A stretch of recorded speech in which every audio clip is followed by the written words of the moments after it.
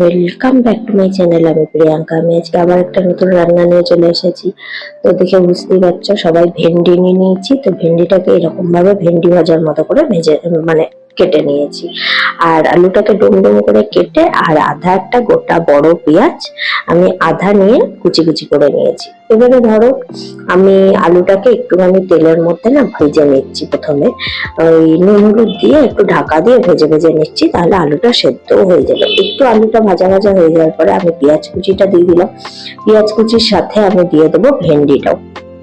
ভেন্ডিটাও দিয়ে দেওয়ার পরে একটু ঢাকা দিয়ে দেবো।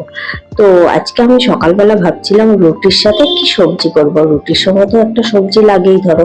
তো কি করব সেটাই মাথায় আসছিল না। হঠাৎ করে দেখলাম বাড়িতে ভেন্ডি আর আলু আছে, তেমন সবজিও ছিল না। ওই কারণে এইগুলো দিয়ে একটা রান্না করে নিলাম। তো অল্প একটু লঙ্কা কুচিও দিয়ে দিলাম, একটু ঝাল ঝালও হবে। আর একটা ডিম ছিল, ডিমটাও আমি দিয়ে দিচ্ছি। ডিমটাও আমি সাথে সাথে দিয়ে দিলাম।